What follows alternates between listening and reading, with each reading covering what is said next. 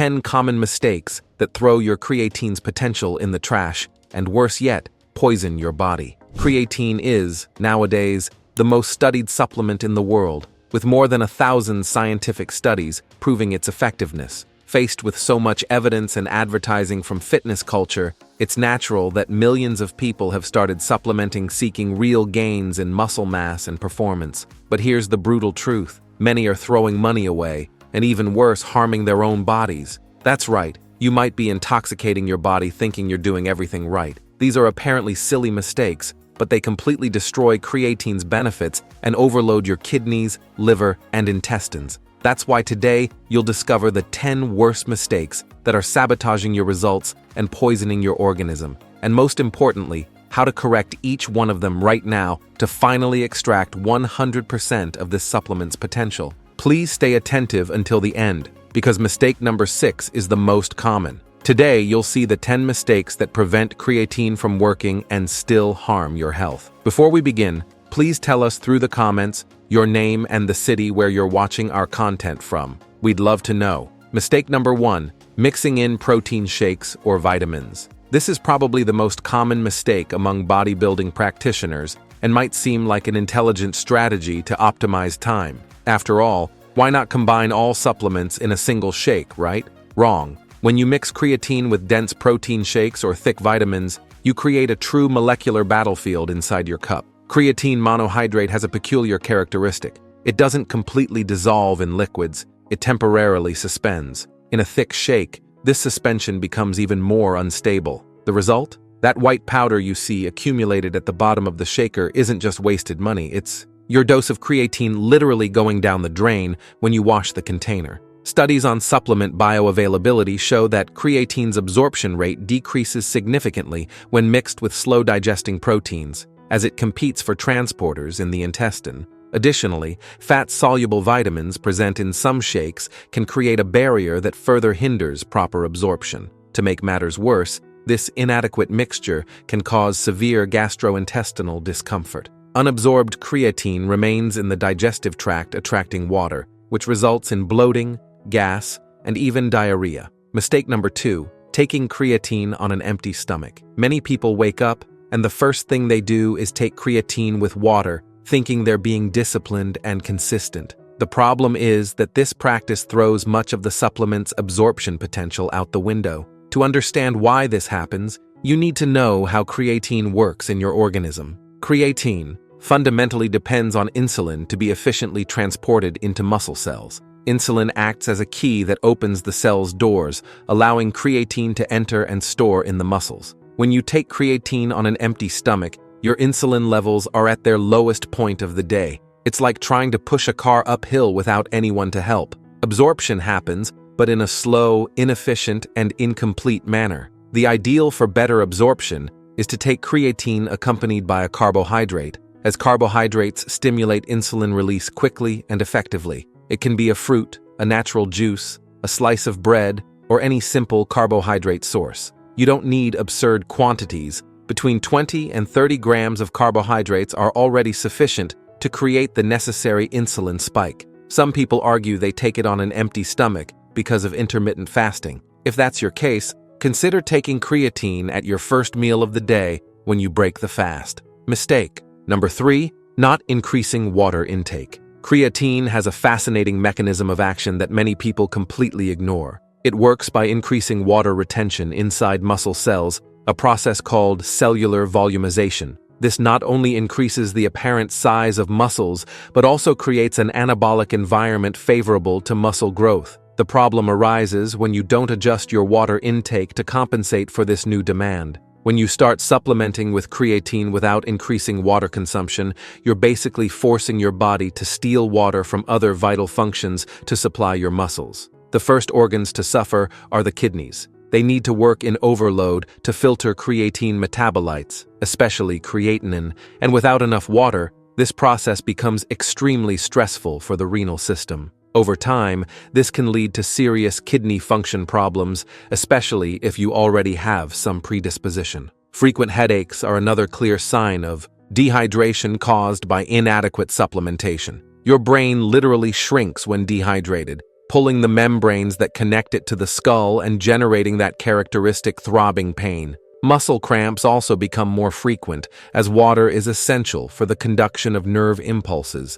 and proper muscle contraction. The general recommendation is to increase your water intake by at least 500 milliliters to 1 liter per day when you're using creatine. Mistake number 4, taking too close to bedtime. This mistake might seem harmless at first glance, but it has serious consequences, both for the quality of your sleep and for creatine's effectiveness in your organism. Let's understand what happens when you take creatine close to sleeping. Creatine significantly increases cellular energy production by elevating ATP levels, which is literally your body's energy currency. Taking creatine close to bedtime is like drinking a double espresso before lying down. You might even manage to fall asleep, but sleep quality will be drastically compromised. Many people report difficulty entering deep sleep, wake up multiple times during the night, and feel tired even after 8 hours in bed. And you know what the cruel irony is? Sleep is when most muscle recovery and growth happens.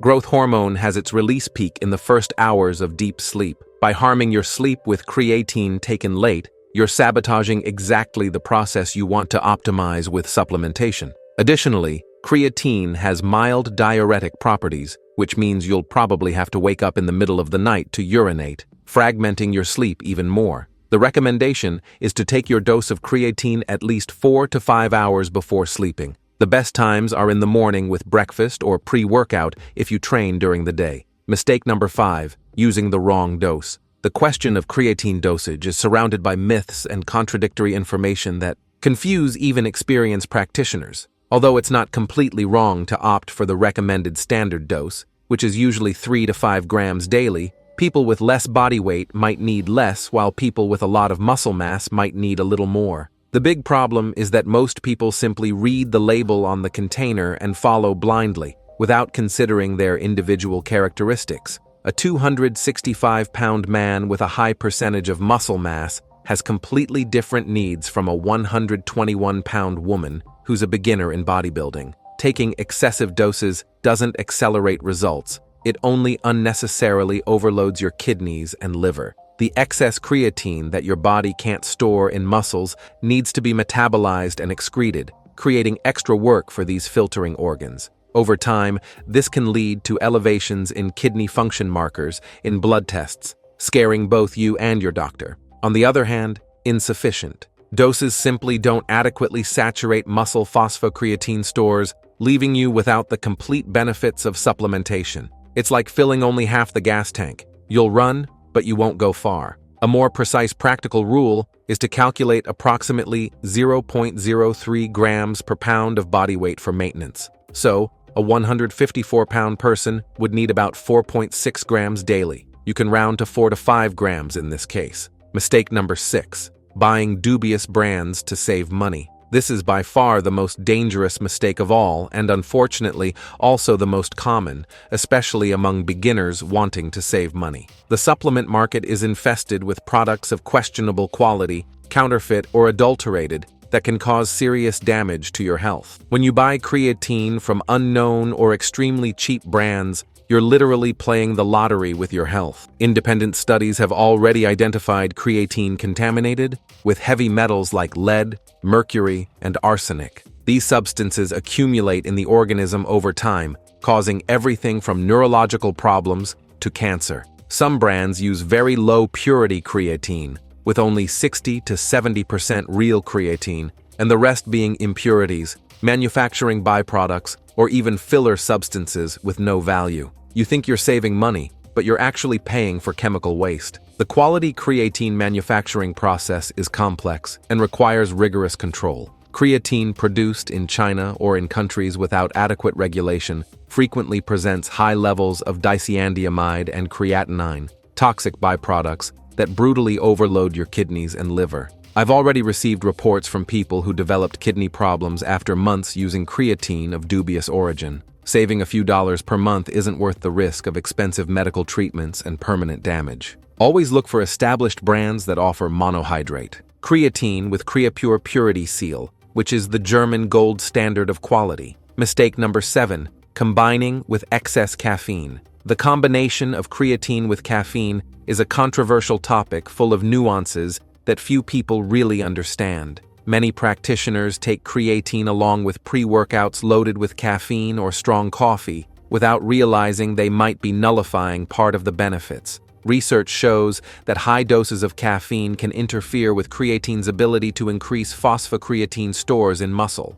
The exact mechanism isn't completely clear yet, but it's believed that caffeine interferes with cellular transporters responsible for taking creatine into muscle cells. It's like having a revolving door where caffeine and creatine compete to pass, but caffeine is more aggressive and ends up taking precedence. Additionally, caffeine is a potent diuretic that increases water loss through urine. As we've already discussed, creatine depends on good hydration to function properly. When you combine high doses of caffeine with creatine, you're creating a dehydration environment that sabotages the supplement's effectiveness. This doesn't mean you need to completely eliminate caffeine from your routine. The problem is in the excess and timing. If you consume more than 400 milligrams of caffeine per day, especially close to the time of taking creatine, you're probably hurting your results. The solution is simple. Maintain an interval of at least 2 to 3 hours between caffeine and creatine consumption. If you drink coffee in the morning, take creatine at lunch or post-workout.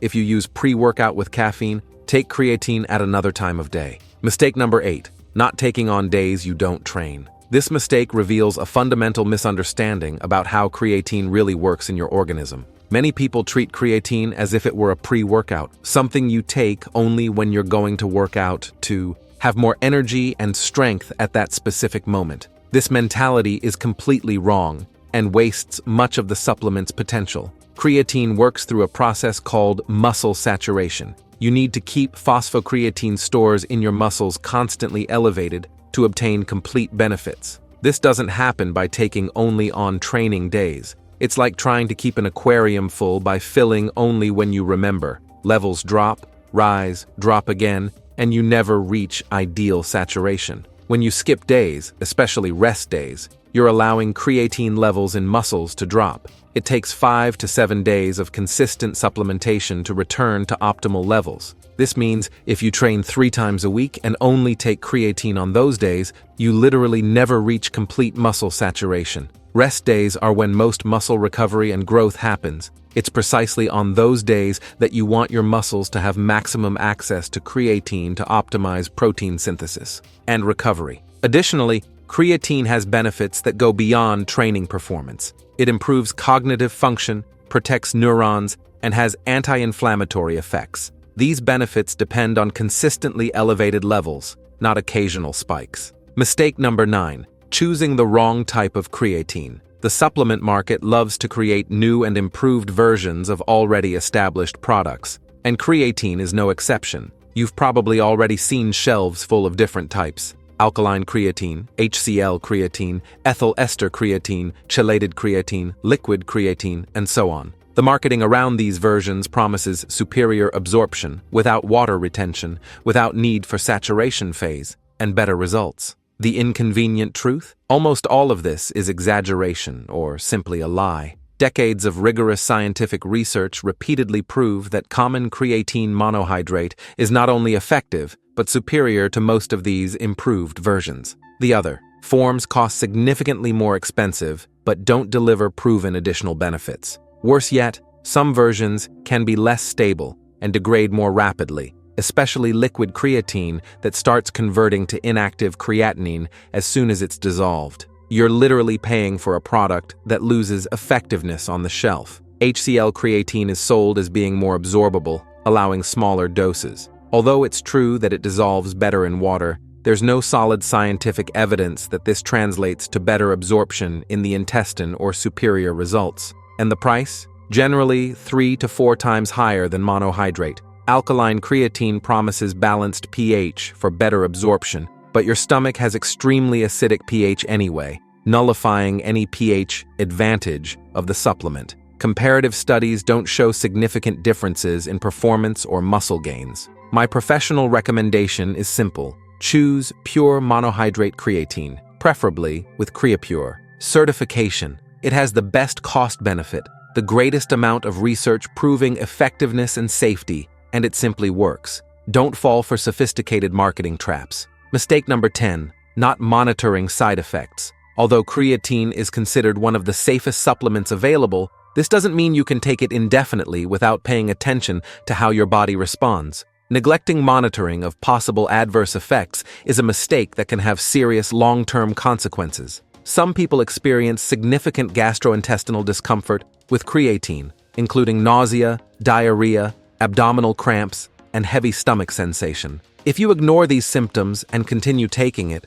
you're subjecting your digestive system to unnecessary stress that can evolve to more serious problems like gastritis or irritable bowel syndrome. Very rapid weight gain is another warning sign. Although some water retention is expected and even desirable, gaining more than 4 to 7 pounds in the first week can indicate excessive retention that goes beyond muscle. This can be a sign that your kidneys aren't dealing well with the additional load. Persistent facial swelling, especially upon waking, also deserves attention. Frequent headaches that didn't exist before supplementation generally indicate chronic dehydration or blood pressure problems. Creatine can slightly alter pressure in sensitive people. Changes in urinary pattern deserve special attention. Very dark urine persistently, decrease in urinary volume, or pain when urinating can be early signs of kidney overload. Frequent and severe muscle cramps also shouldn't be ignored. The solution is to do regular blood tests, especially serum creatinine and urea, to evaluate kidney function. I recommend doing a complete battery before starting supplementation and repeating after 3 months of continuous use. If you liked it and want to also discover all the effects that creatine causes in your body, especially if you're already past 50 years old, we left a video appearing right now on the screen showing better each one of them. Don't miss it. Thank you for watching until here, and may God bless you, my friend.